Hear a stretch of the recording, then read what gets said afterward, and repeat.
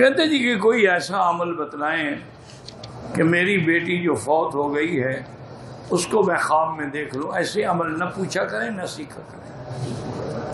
اللہ اگر چاہیں تو دکھلا دیں، نہ چاہیں دکھلا. اس کے راز بھی میرے چاچا مرحوم جو تھے جب وہ فوت ہوئے تو میرے والد صاحب رحمۃ اللہ علیہ کو ان سے بڑا پیار تھا، بھائی تھے.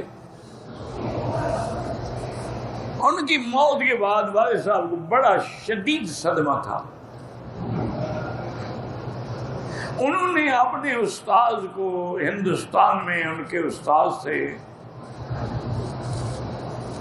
ان کو خط لکھا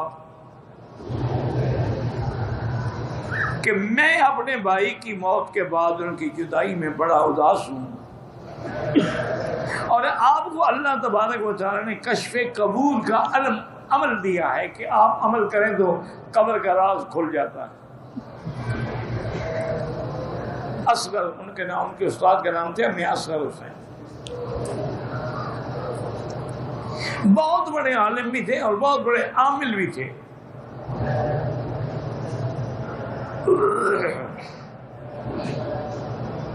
ایک دفعہ ایک آدمی آیا، اس نے کہا حضرت میری بیوی پر ایک جن کا اثر ہے،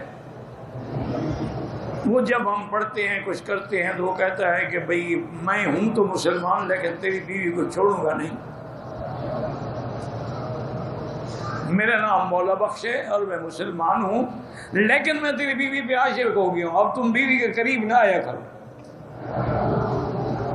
اس نے کہا کہ میں بڑا مجبور ہو گیا ہوں حضرت، میں کدھر جاؤں؟ فرمایا اچھا. انہوں نے کہا حضرت تعویذ ہے. تعویذ کی کیا ضرورت ہے؟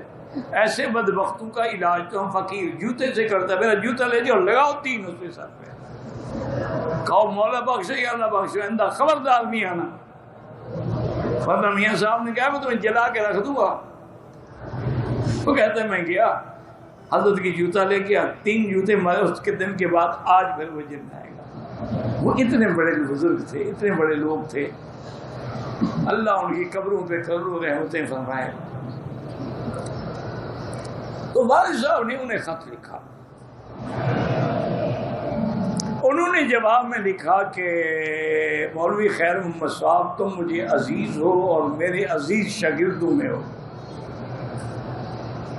میں تمہاری محبت کے پیش نظر وہ عمل جو ہے تمہیں لکھ رہا ہوں، لیکن ساتھ نصیحت کرتا ہوں کہ یہ عمل کبھی نہ کرنا. تم نے مانگا ہے میں نے دے دیا، لیکن کبھی کرنا نہیں. اللہ عالم اگر عذاب میں ہو پھر کیا کر لو گے؟ اس لیے جو چیزیں اللہ نے راز رکھی ان کو راز رہنے. تو بادشاہ فرماتے ہیں الحمدللہ ان کے خط آنے سے میری اتنی تسلی ہو گئی کہ پھر میں نے نہ وہ عمل کیا اور نہ میں نے پتہ نہیں کہاں رکھ دیا. پھر وہ مجھے یاد ہی نہیں ہے کہ میں نے رکھ کہاں دیا. حالانکہ ایسے عمل کے لیے لوگ تو محنتیں کرتے ہیں، سیکھتے ہیں. تو اس لیے ہمیشہ یاد رکھیں کہ بیٹی ہے، باپ ہے، صدمہ ہوتا ہے، دل بھی چاہتا ہے، لیکن جب اللہ نے ایک نظام رکھا ہے اس پر راضی ہو بس. ان اللہ مع الصابرین. اور زیادہ سے زیادہ یہ پڑھا کرو انا للہ و انا الیہ راجعون. اس کے پڑھنے سے اولئک علیہم صلوات من ربہم ورحمہ، اللہ کی رحمت بھی ہوگی، تمہارا اطمینان بھی ہو جائے گا.